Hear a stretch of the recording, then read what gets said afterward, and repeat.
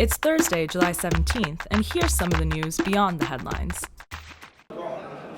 It's the harshest punishment ever delivered for sexual harassment in Egypt. 7 men have received life sentences for attacking women in Cairo's Tahrir Square.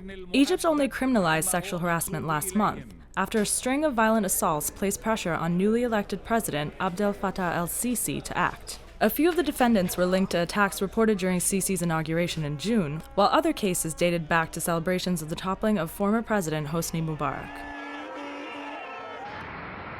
Mexican authorities have rescued more than 450 children from a home for abandoned boys and girls in the country's west. Police raided the home in the city of Zamora after hearing some of the children were sexually abused and that the facility was infested with vermin. Officials are questioning the person who runs the home, known as La Gran Familia, or the Big Family.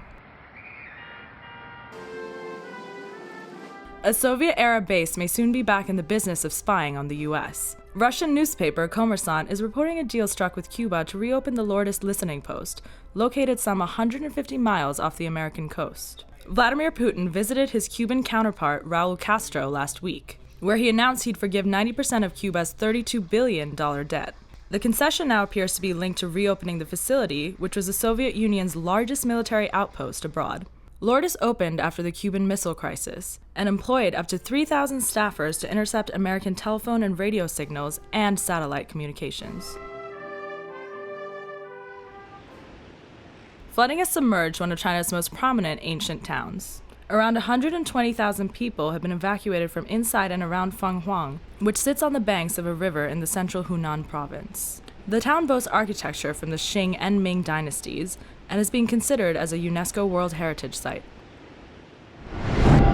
Check out the VICE News YouTube channel for more original reporting and documentaries from around the world. Imagine a bunch of guys with guns come to your house in the middle of the night to ask where your neighbor is. It'd be freaking terrifying.